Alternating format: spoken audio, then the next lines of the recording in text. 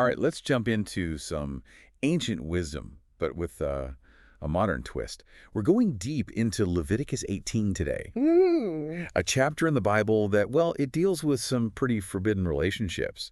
You Right. might be thinking, ancient rules, Yeah. really? But trust me, this deep dive, it might change how you see your own relationships and choices.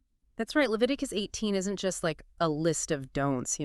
It's more like a blueprint for a healthier community. And I think that's something we all want. Exactly. So Leviticus 18, it basically spells out the ground rules specifically for relationships. Mhm. The ones that are absolutely off limits. It's about setting those boundaries and really being clear about what was okay back then within the Israelite community. And the main focus is on close family. Yeah, parents, siblings, stepfamily, even in-laws. It was a big no-no back then, marrying within those circles. It was all about keeping those family structures strong and Mm. preventing confusion and just, maintaining respect for those family bonds. Mm. What's fascinating is that the chapter doesn't just say don't do this. Yeah. It connects these rules to the well-being of the entire community. Yeah. It's like your personal choices have a ripple effect.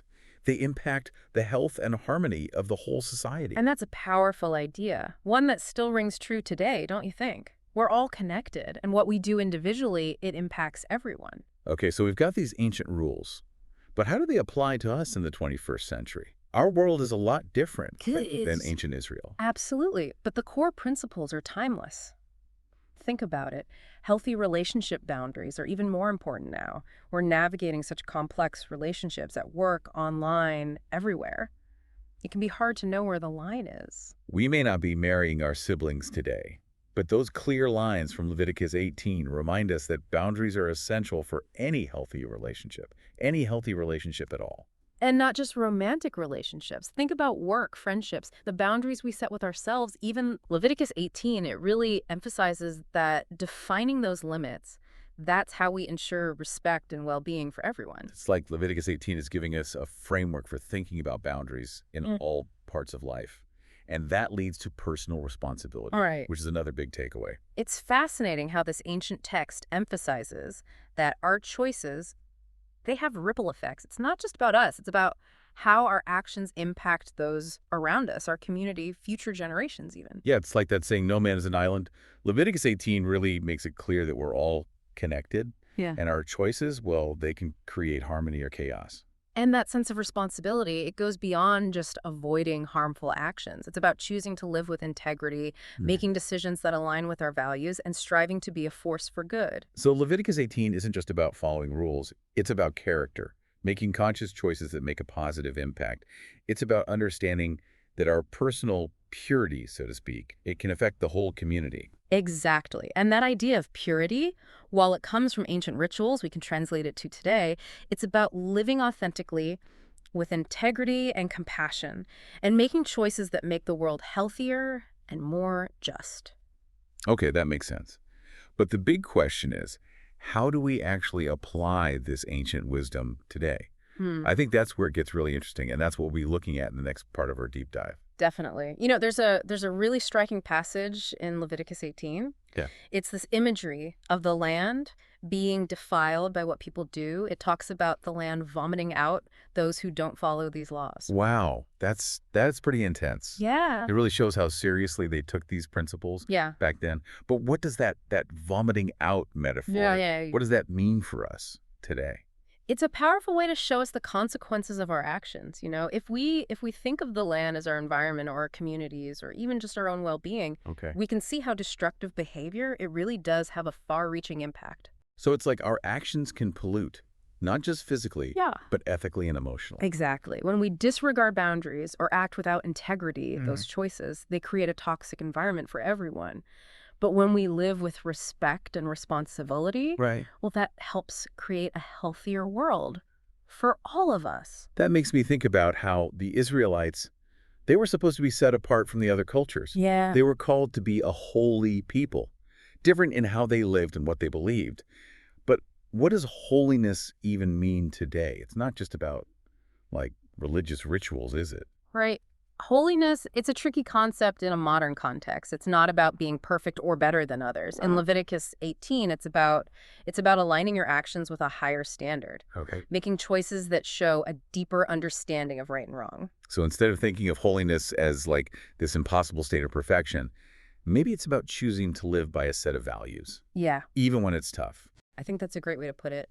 It's about setting ourselves apart, not by isolating ourselves or judging others, Right. but by living intentionally and striving to make choices that contribute to a better world. It sounds like Leviticus 18 is giving us a guide for personal transformation, which Uh, then leads to societal transformation. It's that ripple effect again. Precisely.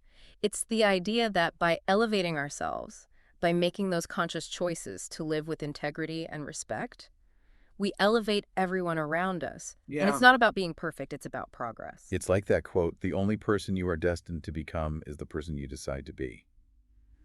Leviticus 18, in a way, it's an ancient guidebook for becoming our best selves. Yeah, Not just for us, but for everyone around us. I love that.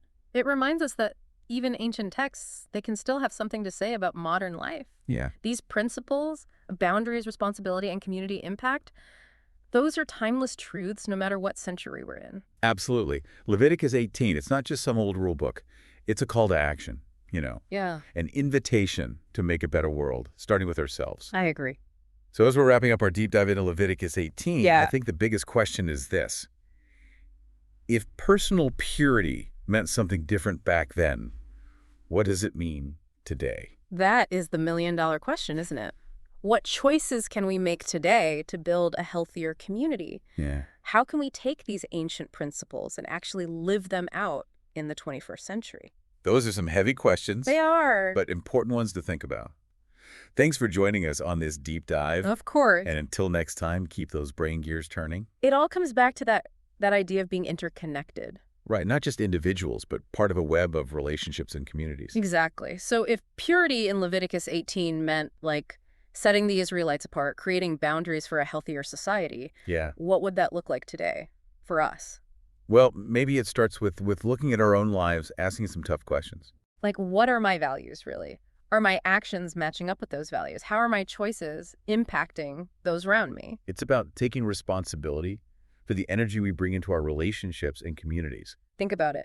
If we're constantly gossiping or being dishonest or disrespecting boundaries, Yeah. we're adding to that negativity and it can really spread. But if we try to be kind, compassionate, truthful in how we interact, Right. that creates a ripple effect of positivity. It's like choosing to plant a garden instead of letting the weeds take over. I love that analogy. So maybe purity today, it's about cultivating those positive qualities within us and then Yeah. letting them radiate outwards. It's about being intentional with our words, our actions, the energy we put out into the world. And knowing that even small choices, they can have a big impact. Absolutely. Like the butterfly effect, right? A tiny flap of wings can cause a hurricane on the other side of the world. So our challenge is to be those butterflies that create positive storms of kindness and compassion and integrity. That's a powerful thought, isn't it? We each have that power to make a difference, Yeah. to build a healthier, more harmonious world, just by choosing to live intentionally,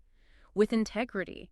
Leviticus 18 might seem like an ancient text, Yeah. but it has some really timely wisdom. It encourages us to look at our relationships, set those healthy boundaries, think about how our choices impact the world. It's a call to action to create a better world. Starting with ourselves. Thanks for joining us on this deep dive into Leviticus 18. It's been great. And until next time, keep those brain gears turning.